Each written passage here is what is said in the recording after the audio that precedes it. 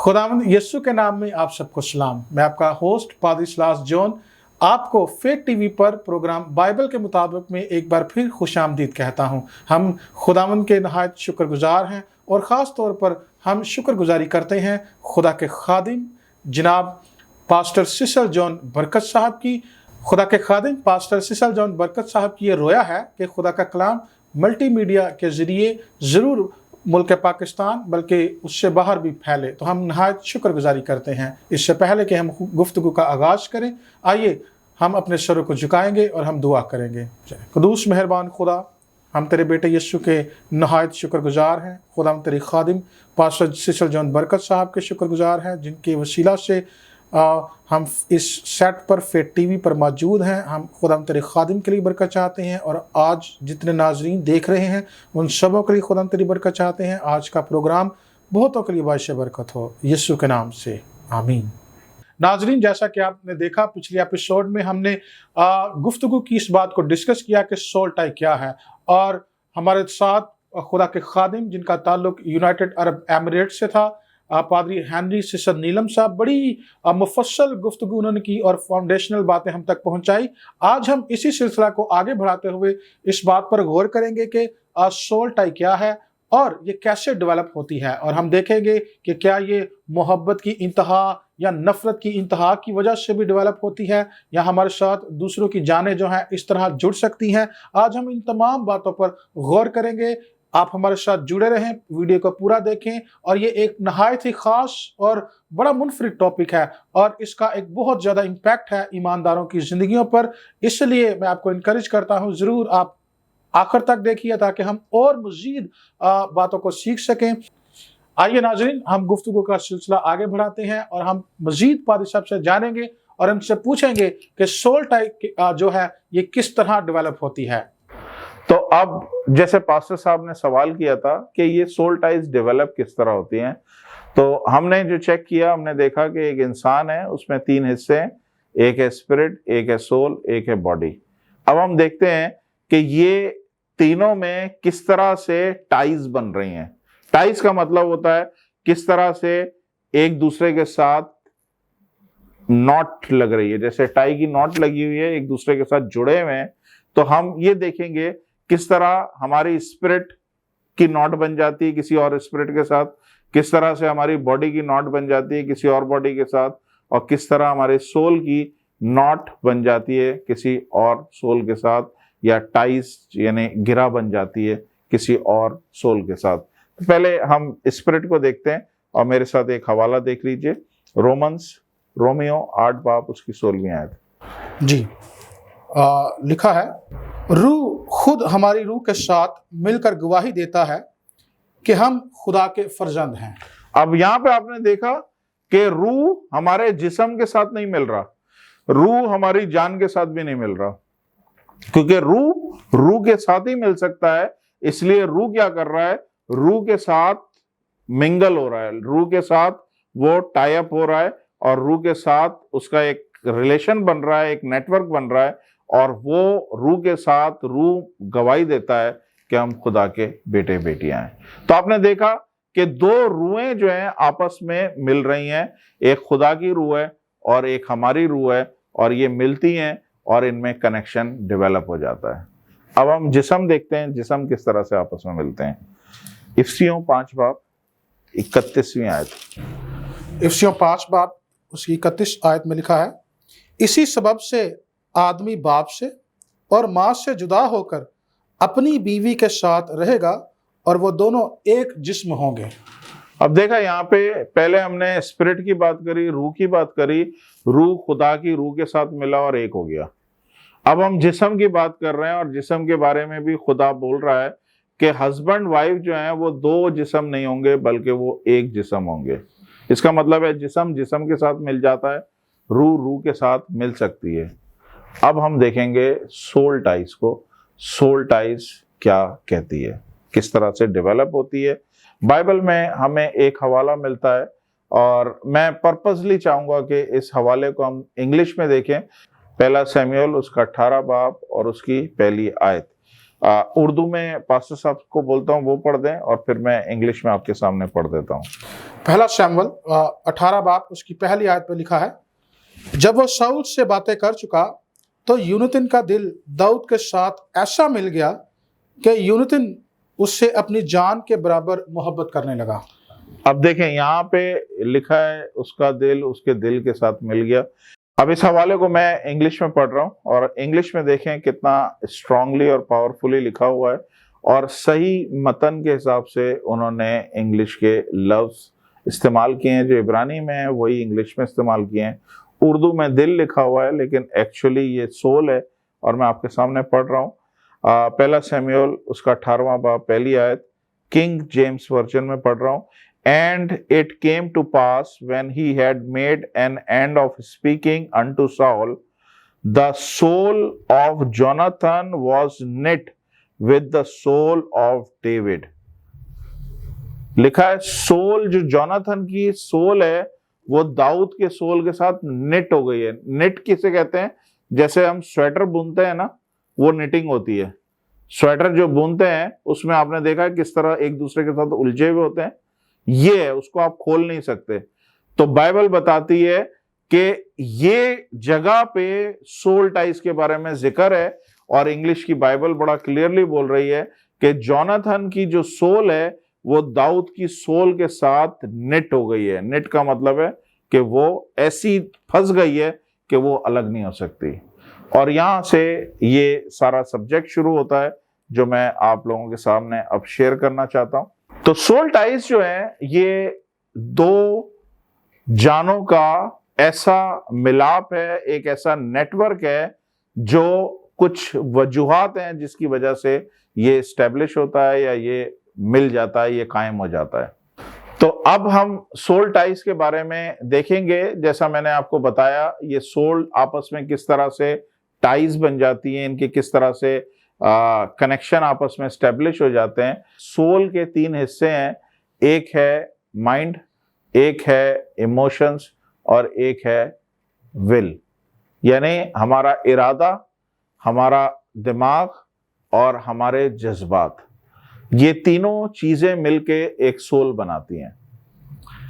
अब जज्बात जो हैं वो एक्चुअली सोल टाइज को बनाते हैं। आपके जज्बात जिसके लिए भी हैं, अगर आप किसी से बेइंतहा टूट के मोहब्बत करते हैं, आपको नहीं पता आपकी सोल टाइज उसके साथ ऑटोमेटिक बन गई हैं। चाहे वो आपकी माँ है, चाहे वो आपका बाप है, चाहे वो आपका हस्बैंड है, चाहे वो आपका बेटा है, चाहे कोई भी है, अगर आप उससे टूट के प्यार करते हैं ना तो ऑटोमेटिक आपको पता ही नहीं चलेगा, एक सोल टाइज आपके साथ आपके उसमें डेवलप हो गई है। एक ऐसा कनेक्शन बन गया है जो आपको नजर नहीं आ रहा है, लेकिन जिस तरह वाईफाई के सिग्नल हैं और मोबाइल में आ रहे हैं, हमें नजर नहीं आ रहा है लेकिन पता चल रहा है कि मोबाइल हमारा उनके साथ कनेक्टेड है। तो इसी तरह ये एक ऐसा रिश्ता है जो कनेक्ट हो जाता है। अब इसमें मान लें एक औरत है, उसकी सोल टाइज जो है ना वो अपने बाप से भी इंतहा से प्यार करती है, उसकी सोल टाइज बाप के साथ भी एक कनेक्शन गया हुआ है। वो अपनी माँ से भी बहुत प्यार करती है, उसके साथ भी एक सोल टाइज बनी हुई है। वो अपने शौहर से भी बहुत प्यार करती है, उसके साथ भी एक नेटवर्क बना हुआ है। वो अपनी औलाद से भी बहुत प्यार करती है, उसके साथ भी उसका एक नेटवर्क बना हुआ है। अब जो खास बात मैं बोल रहा हूं वो सुने। ये एक आम हमारा माशरे की एक प्रॉब्लम हो गई है कि नौजवानी में शादी से पहले अक्सर हमें इश्क हो जाता है, हम मोहब्बत कर बैठते हैं, और जब हम मोहब्बत कर बैठते हैं, चाहे वो लड़का है चाहे लड़की है, हम बड़े टूट के मोहब्बत कर रहे होते हैं और वो बाद में उस शख्स से या उस लड़की से शादी नहीं होती है और सारी सिलसिला खत्म हो जाता है। लेकिन वो समझते हैं कि शायद हम रिलेशन से बाहर आ गए, शादी अब हमारी दूसरी जगह हो गई है, लेकिन उनको नहीं पता कि सोल जो है अभी तक उस शख्स के साथ उसकी कनेक्टेड है। समझ आ रही है? यानी रिश्ता खत्म हो गया है, अब कोई बातचीत नहीं है, उस लड़के की कहीं और शादी हो गई है, उस लड़की की कहीं और शादी हो गई है, लेकिन चूंकि किसी जमाने में वो दोनों एक दूसरे से बड़े प्यार करते थे, उनकी सोल अभी भी कनेक्टेड है। वो रिश्ता जिस्मानी तौर पे या वैसे दुनियावी तौर पे टूटा हुआ नजर आ रहा है, आपस में मिला हुआ नजर नहीं आ रहा, लेकिन बैकग्राउंड में वो सोल इनकी कनेक्टेड है। सबके साथ वो इमोशंस है ना, ये जज्बात हैं, जज्बाती तौर पे वो कनेक्टेड है, चाहे वो लोग हैं या चाहे वो लोग नहीं है, वो कनेक्टेड है। इसी तरह मैंने बोला जैसे मोहब्बत की है, इसी तरह हम किसी ना किसी से हद से ज्यादा नफरत करते हैं।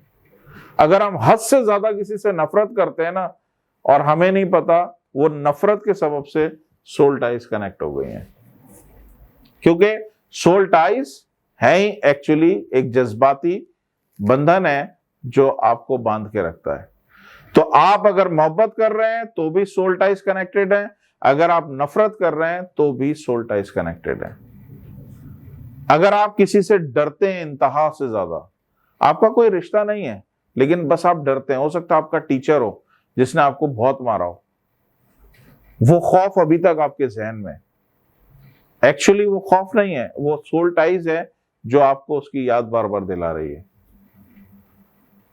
तो ये जो कनेक्शन है ना, ये एक ऐसे सीक्रेट कनेक्शन है, ये एक ऐसे सीक्रेट नेटवर्क है जिससे हम मसीह उलझे हुए हैं और हम समझते हैं कि हम आजाद हैं। हम एक्चुअली आजाद नहीं हैं, हम उनमें फंसे हुए हैं। हालेलुया। मेरा ख्याल है कि मैंने कुछ हद तक इसे डिफाइन कर दिया है। आगे पास्टर साहब जैसे सवाल करते हैं फिर मैं जवाब देता हूँ। जी, थैंक यू वेरी मच पारी साहब, बड़ी खूबसूरती से आपने बयान किया और ख़ास तौर पर जो बाइबली हवाला आपने पेश किया वो इस बात की तस्दीक करता है कि सोल टाई वाकई ही मौजूद है और ये किस तरह डेवलप होता है इस पर भी आपने बड़ी वाज़ह गुफ्तगू की। जब हम किसी से नफरत करते हैं तब भी ये बड़ी शिद्दत से डेवलप हो जाता है। तो ये बड़ा ख़ास नुक्ता हमारे नाजरीन के समझने के लिए है कि हम इन सारी बातों में जज्बाती तौर पर एहतियात करें। पाल साहब, बड़ी अच्छी गुफ्तगू आप कर रहे हैं, हम सीख रहे हैं। जी पाल साहब, मज़ीद मैं जानना चाहता हूँ अपने नाजरीन के लिए कि सोल टाई, इसके क्या फ़वाइद हैं और इसके क्या ख़तरात भी हो सकते हैं। जी बिल्कुल, मैं आपको बताना चाहूँगा। इसे हम लिमिट नहीं कर सकते कि आप किसी से मोहब्बत कर रहे हैं तो सोल टाइज बन गई हैं, किसी से नफरत कर रहे हैं तो सोल टाइज बन गई हैं, किसी से आपको खौफ है तो सोल टाइज बन गई हैं, किसी के साथ आप जेलस हैं तो सोल टाइज बन गई हैं। इसके और भी रीज़न है जो मैं अभी आपको थोड़ी देर में बताने वाला हूँ, लेकिन अभी सिर्फ जो सवाल इन्होंने किया है इसके क्या फ़वाइद हैं और क्या नुकसानात हैं वो मैं बताता हूँ। देखें, हम सब अच्छे से जानते हैं कि अगर बाप को हार्ट की प्रॉब्लम है तो 100% बेटे को हार्ट की प्रॉब्लम होगी। अगर माँ बाप को शुगर है तो 100% बच्चों में वो कहीं ना कहीं बीमारी आएगी। अगर आपके खानदान में हो सकता है माँ बाप को शुगर ना हो लेकिन चाचा या मामू की तरफ से किसी को शुगर हो और वो बच्चा उस मामू के साथ कनेक्टेड है, उस चाचा के साथ कनेक्टेड है, उससे प्यार करता है या उससे डरता है या उससे नफरत करता है, किसी भी सेंस में कनेक्टेड है, तो सोल टाइज क्या करती हैं? सोल टाइज करती हैं कि जो भी उस शख्स में प्रॉब्लम है वो उस चैनल के जरिए, वो उस पाइपलाइन के जरिए आपकी जिंदगी में आ जाती हैं और आपको पता भी नहीं चलता। इसीलिए लोग बोलते हैं जी इसका बाप बड़ा गुस्से वाला था तो ये भी गुस्से वाला है, वो गुस्से वाला था तो ये गुस्से वाला क्यों हो गया? क्योंकि कनेक्शन है, वही चीज उसमें ट्रांसफर हो रही है। एक शख्स बिल्कुल नए सिरे से पैदा हुआ है, नया उसने जन्म लिया है, माँ की पेट से निकला है, तो कैसे हो सकता है कि बाप की जो है हार्ट का प्रॉब्लम उस बच्चे में आ जाए? एक्चुअली आएगी क्यों? क्योंकि एक कनेक्शन है जो वो बीमारियों को आगे ट्रांसफर कर रहा है, वो उन लानतों को आगे लेके जा रहा है और ये बड़ी ही खतरनाक चीज है। मैं पर्सनली अपनी जिंदगी में जब हमें इस चीज का पता चला था आज से 10 साल पहले, मैंने अपनी सोल टाइज अपने माँ बाप से काटी, मैंने अपनी सोल टाइज अपनी वाइफ से काटी, मैंने अपनी सोल टाइज अपने बच्चों से काटी। ये कनेक्शन काटना इसलिए जरूरी है कि मेरा बाप हार्ट पेशेंट था, मुझे हार्ट पेशेंट नहीं बनना। मैं नहीं चाहता वो हार्ट पेशेंट की बीमारी मेरे में आए और मेरे बाद मेरी नस्लों में आए।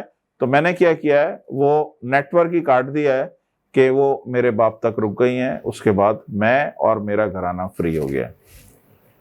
किसी को शुगर है अगर खानदान में, आपने अगर उस नेटवर्क को काटा है तो ऑटोमेटिक आप उन सारी चीजों से बच जाएंगे। समझ आ रही है? मैं आपको एक वाकया बताता हूं।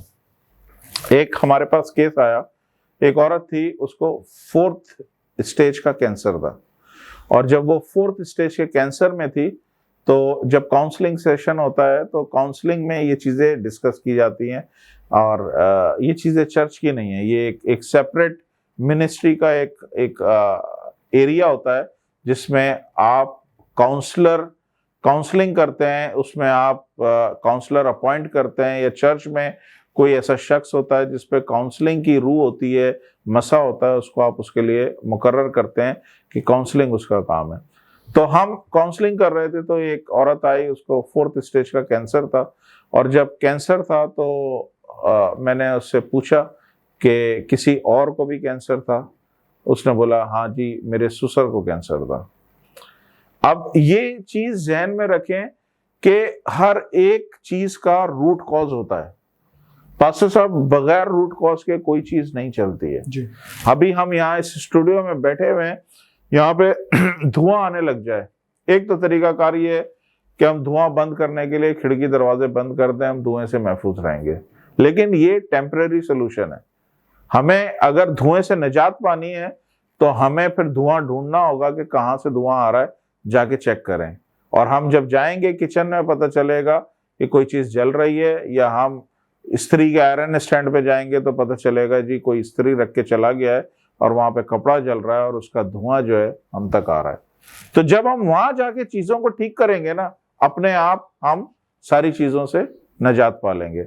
अगर वहां पे हमने किचन में धुएं का सोल्यूशन कर दिया, धुआं हमेशा के लिए बंद हो जाएगा। बिल्कुल इसी तरह जब भी कोई आपके पास केस आता है, चाहे वो स्पिरिचुअल है, चाहे फिजिकल है, चाहे कोई सा भी केस है, आप जरूर इन्वेस्टिगेशन करें, क्योंकि कहीं ना कहीं उसकी जड़ जरूर मिली हुई है। और जब वो जड़ को ढूंढेंगे और जड़ पे जाके आप काम, बाइबल में लिखा हुआ है अब जो है कुल्हाड़ा दरख्त की जड़ पे रखा हुआ है। तो खुदावंद यीशु मसीह मेरे और आपसे क्या एक्सपेक्ट करता है कि आपने तने नहीं काटने, शाखें नहीं काटनी, बार बार से तराशना नहीं है, आपने जड़ पे हमला करना है, ताकि हमेशा वंस फॉर ऑल, हमेशा लाइफ टाइम के लिए आप बच जाएं। खुदावंद यीशु मसीह ने अंजीर के दरख्त को जब लानत भेजी है ना, तो अगले दिन बताते हैं वो जड़ से सूखा हुआ था, अगर जड़ से नहीं सूखता वो दोबारा उग जाता। तो ये खुदावंद यीशु मसीह मेरे और आपसे भी डिमांड करते हैं कि जब आपके पास इस तरह के केसेस आ रहे हैं तो आपने उतना ही डीपली उसकी जड़ को ढूंढना है और जड़ पे जाके वार करना है, ताकि ये हमेशा के लिए रुक जाए। तो मैंने उस औरत से पूछा, मैंने कहा किसी और को भी कैंसर था? उसने बोला कि जी मेरे ससुर को कैंसर था। तो मैंने पूछा क्या वजह थी, किस तरह से क्या हुआ था ससुर को?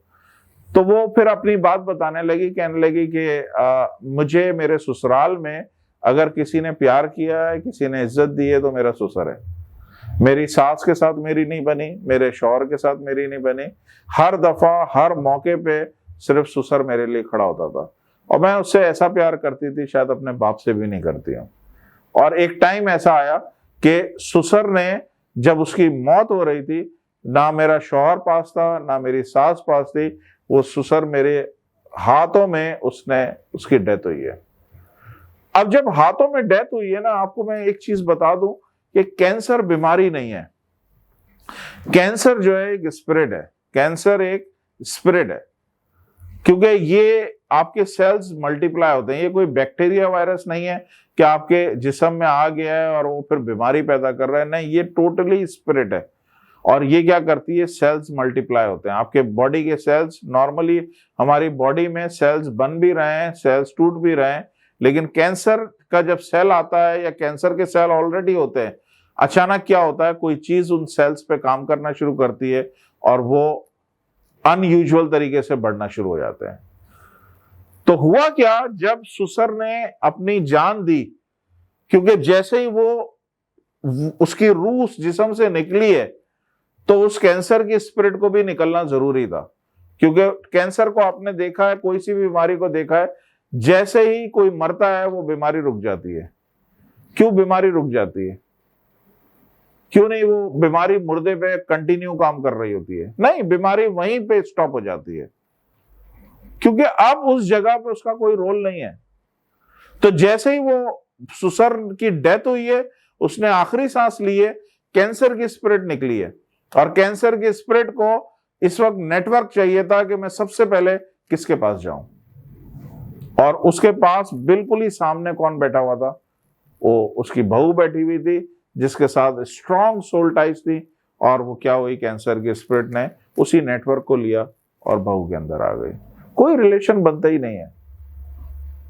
और फिर हमने जब उस औरत के लिए दुआ करी, और उस औरत में से उस स्पिरिट को, जिस टाइम पे वो स्पिरिट का ट्रांसफर हुआ था, जिस टाइम पे वो कैंसर की स्पिरिट इसमें आई थी, उस जगह पे जाके हमने माजी में उसको ब्लॉक किया, उस चीज को सारा कैंसिल किया, ये औरत अपने आप ठीक हो गई। तो हमें देखिए, आपके साथ कोई दुनिया की हस्ती नहीं है जो आपके माजी में जा सके।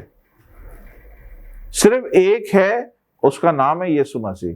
वो कल, आज और अब तक आपके साथ है।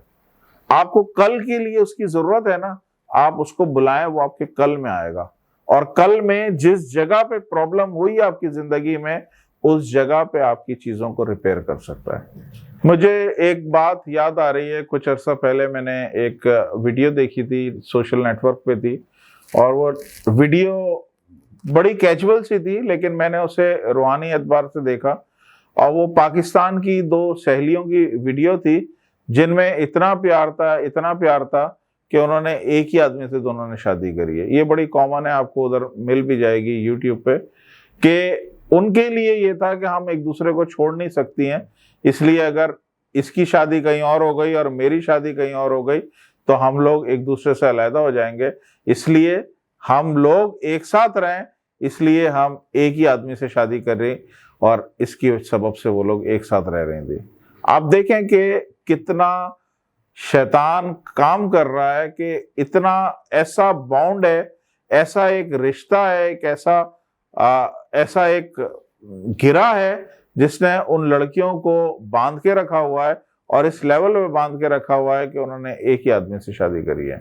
आपको अपनी जिंदगी में, जब हम जिंदगी गुजार रहे होते हैं, तो थोड़ी आंखें खोल के रखें, आपको आसपास बहुत सारे वाकयात नजर आ जाएंगे जिसमें आपको लगेगा ये और कोई नहीं है सिवाय सोल टाइज के, कि इनकी सोल्स आपस में निटेड हैं। निटेड का मतलब है वो स्वेटर की तरह, बुनने की तरह जो है ना, आपस में फंसी हुई हैं, इनको निकालना बड़ा मुश्किल है।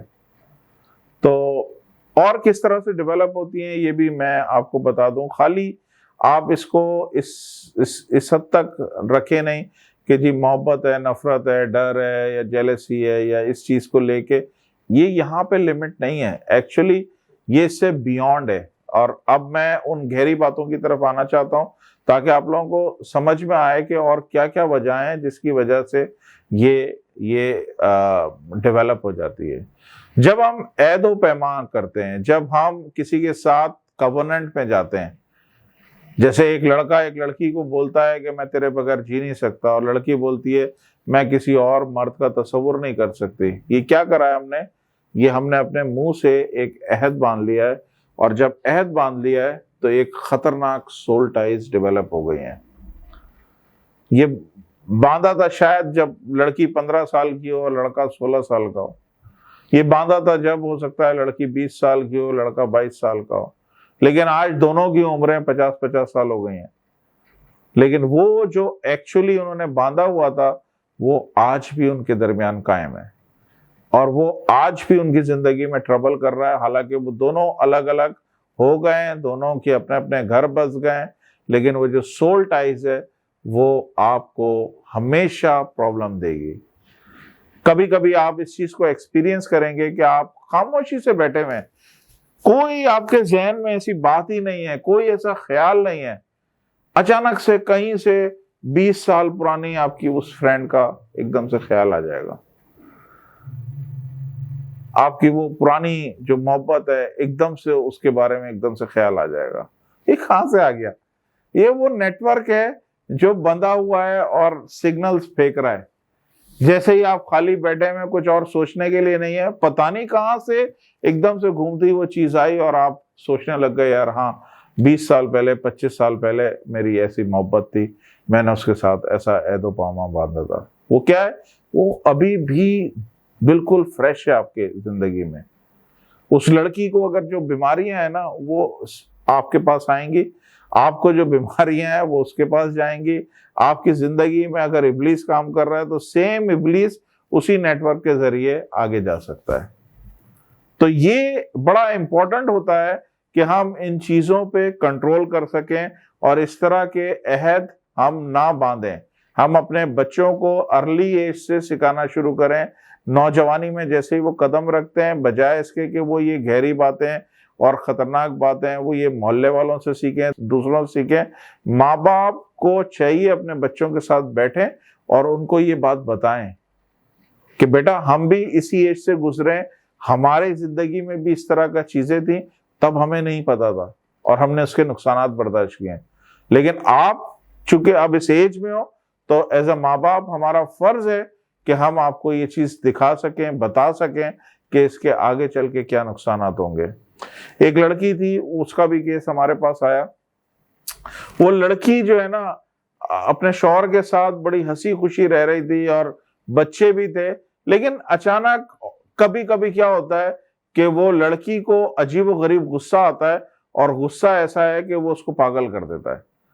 मकसद बाज दफा आपने ऐसे केसेस अपने घरों में, रिश्तेदारों में देखा होंगे, किसी का जो गुस्सा है वो अनकंट्रोलेबल है।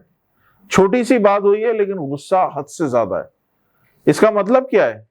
बाइबल में लिखा हुआ है कि वो एक ऐसे दरख्त की मानंद होंगे जो दरिया के किनारे लगाया गया है, जिसकी जड़ें क्या करती हैं, उस दरिया के पानी में से पानी ले रही होती हैं, जो लोगों को नजर नहीं आ रहा, लेकिन जड़ें जो है ना कनेक्टेड हैं और वो दरिया से पानी ले रही हैं और वो पत्ते को सब्ज होने नहीं दे रही। इसी तरह हमारी कुछ जड़ें होती हैं जो उन लोगों से कनेक्टेड होती हैं जिनमें गुस्से की स्पिरिट होती है।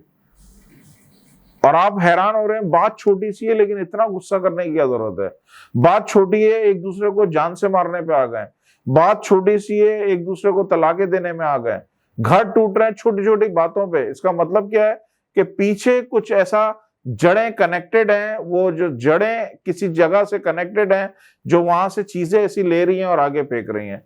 तो वो लड़की नॉर्मल थी, सब चीजें अच्छी थी उसकी जिंदगी में, प्यार करने वाली, अपने शौहर बच्चों को घर संभालने वाली, लेकिन एक अजीब सी बात थी कि जब भी गुस्सा करती थी तो वो बिल्कुल आउट ऑफ कंट्रोल हो जाती थी, चीजें फेंकने लग जाती थी, तोड़ने लग जाती थी। और उसका हस्बैंड कहता है ये सब ठीक रहता है लेकिन अचानक हफ्ते 2 हफ्ते में इस पे ये अटैक आता है और हम समझ नहीं पाते हैं, इसकी पर्सनालिटी से मैच ही नहीं कर रहा है, ये इतनी अच्छी है वैसे, लेकिन इस टाइम पे पता नहीं से क्या हो जाता है।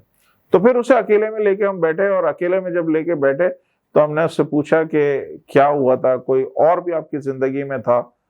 तो फिर उसे जब वो उसको थोड़ा सा उसकी हिस्ट्री में लेके गए, उसके माजी में लेके गए, तो उसने बोला हाँ जी, कॉलेज के दिनों में एक लड़का था जिससे मैं प्यार करती थी और वो लड़का भी मेरे से प्यार करता था और वो लड़का थोड़ा सा अजीबोगरीब था। वो बोलता था कि तूने इससे बात नहीं करनी, तूने उससे बात नहीं करनी, तूने उससे मिलना नहीं है।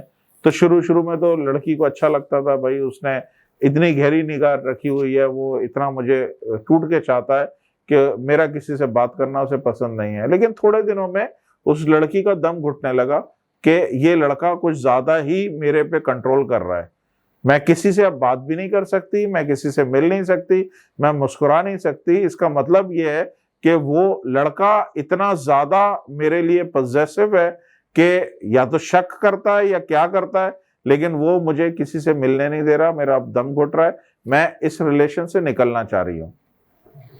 तो उस लड़की ने आहिस्ता आहिस्ता उस लड़के से दूर होना शुरू किया।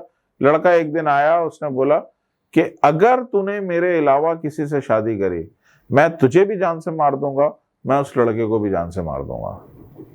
और ये एक ऐसा खौफ था कि वो लड़की खौफ लेके दूसरे शहर चली गई। जब वो दूसरे शहर चली गई, कुछ दिनों के बाद उसको खबर आई कि जो उसका जो आशिक था उसकी रोड एक्सीडेंट में डेथ हो गई है। उसने शुक्र का सांस लिया, उसने बोला चलो बंदा मर गया। अब वो बंदा मर गया, अब जान छूटी, उसने जाके दूसरी जगह शादी कर ली, बच्चे हुए, सब चल रहा है। लेकिन कभी कभी क्या हो रहा है, वो एक गुस्से की जो स्पिरिट है वो उस लड़की में आती है और सब एकदम से सब तहस नहस कर देती है सब चीजों को। तो जब ये चीज पता चली तो पता चला कि वो जो लड़का था उसमें ये गुस्से की स्पिरिट थी। वो मर गया है, लेकिन वो मर गया है, वो जमीन में चला गया है, उसके सारा बॉडी उसकी जो है पाउडर बन गई है, लेकिन उसकी जो सोल्ड है ना, सोल है, वो अभी भी उस लड़की के साथ कनेक्टेड है। और वो जो स्पिरिट उसकी सोल, वो जो स्पिरिट उस आदमी को कंट्रोल करती थी, गुस्से वाली स्पिरिट, जेलेसी वाली स्पिरिट, वो बेसिकली उसकी मौत के बाद सबसे पहले उसने देखा कि इस आदमी का किसके साथ सोल टाइज है, और वो स्पिरिट सीधा इस औरत में आ गई। क्योंकि अब उस आदमी में जगह नहीं है, लेकिन क्या है, वो नेटवर्क की वजह से वो स्पिरिट वहां से ट्रांसफर होके इसमें आ गई। तो ट्रांसफर ऑफ स्पिरिट्स होती हैं ये सोल टाइज की वजह से। ट्रांसफर ऑफ डिजीजेस होती हैं, बीमारियों की वजह से ये जो है ना, ये सोल टाइज बीमारियों को ट्रांसफर करती हैं, बदरुओं को ट्रांसफर करती हैं, क्योंकि ये एक ऐसा एक खुफिया नेटवर्क है जिसको हम देख नहीं सकते।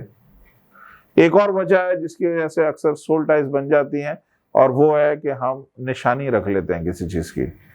मेरी माँ मर गई तो उसके कपड़े मैंने रख लिए निशानी के तौर पे। कॉमनली आपको हर फैमिली में मिलेगा।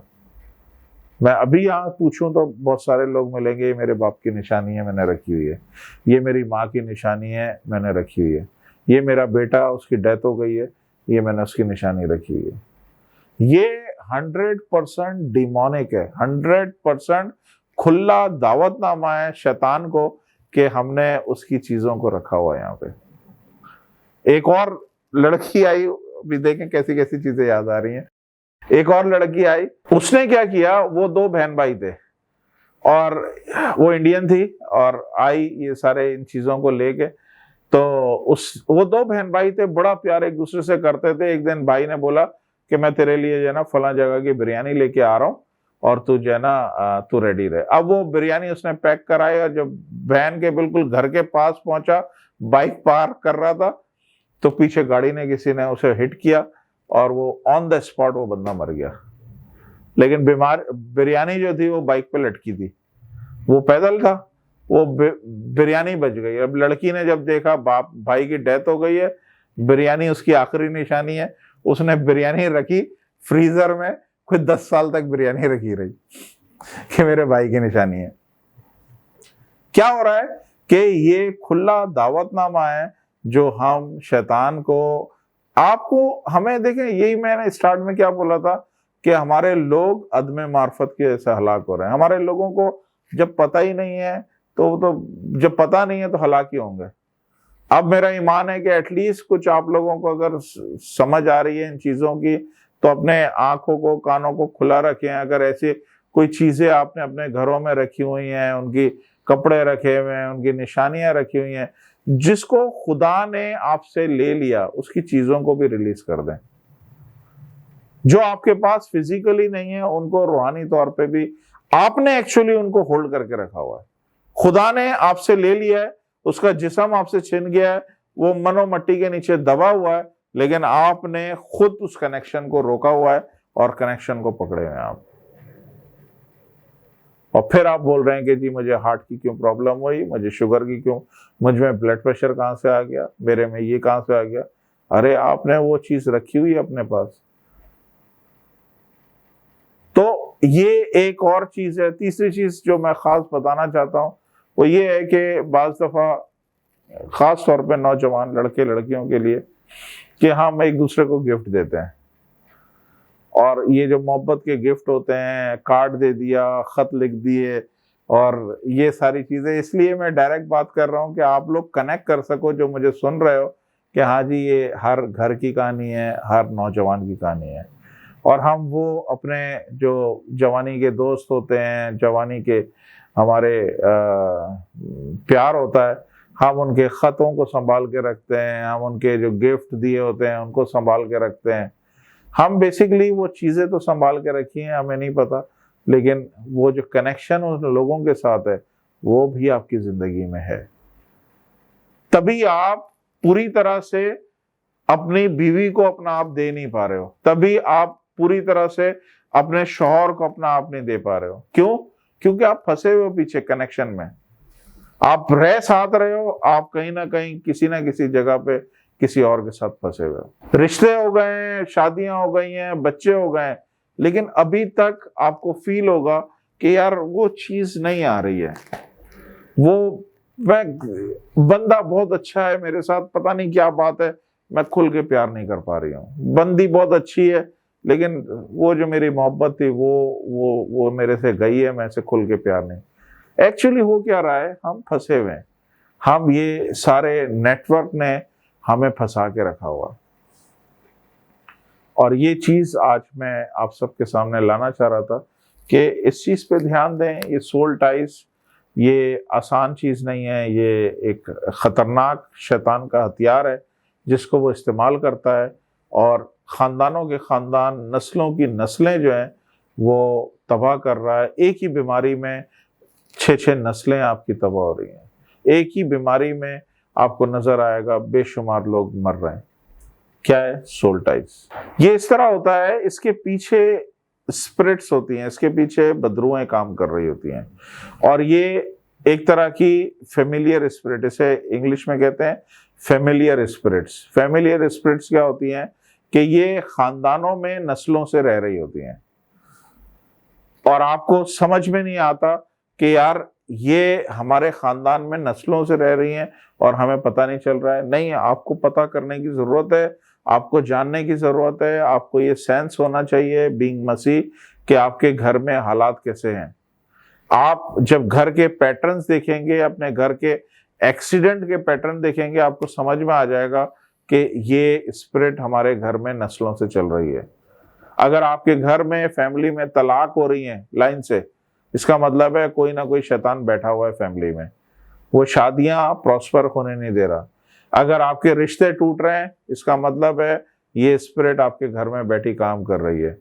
अगर मिस कैरेजेस हो रहे हैं, इसका मतलब है कि ये स्पिरिट बैठी हुई कंट्रोल कर रही है। ये बड़ा इंपॉर्टेंट है, आपको पता होना चाहिए।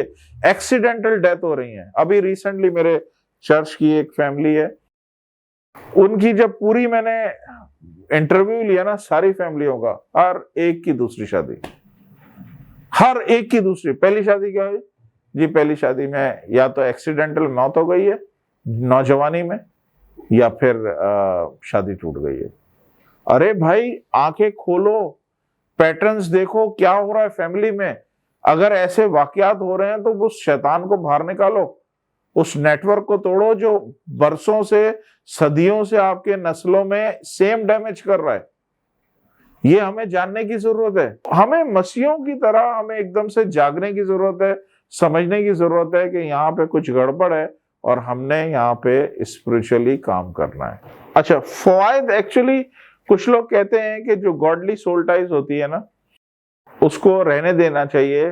जैसे मेरा कनेक्शन मेरे किसी शागिर्द के साथ है, या मेरा कनेक्शन कोई मुझसे प्यार करता है, तो क्या होगा कि जो मेरे में चीजें, अच्छी चीजें ना, वो उसमें ऑटोमेटिक जाएंगी, क्योंकि नेटवर्क है ये।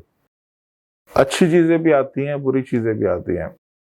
मैं पर्सनली, मकसद मैंने सीखा ये है कि जो अच्छी सोल टाइज है उसको रहने देना चाहिए, लेकिन मैं समझता हूँ कि सभी को काट देना चाहिए। उसकी वजह ये है कि मैं इंसान हूँ, मेरे में कहीं ना कहीं कोई ऐसी चीज भी है जो मेरी 10 अच्छाइयों में एक बुरी चीज है, वो भी ट्रांसफर हो रही है। तो बेहतर है कि हम अपने आप को फ्री करें। मसीह हमें आजाद करने के लिए आया है, और जिसको बेटा आजाद करता है वही वाकई आजाद है।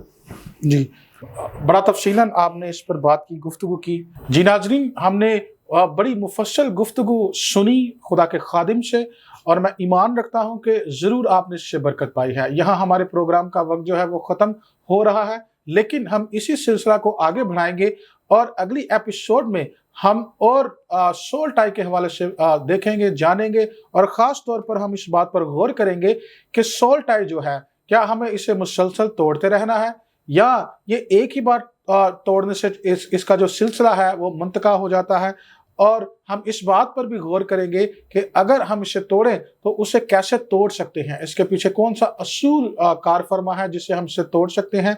खुदावंद आप सबको बरकत दे। देखते रहिए फेथ टीवी। इस प्रोग्राम को शेयर करें, सब्सक्राइब करें ताकि तमाम आने वाली वीडियोस आप तक पहुंचे। खुदावंद आपको बरकत दे।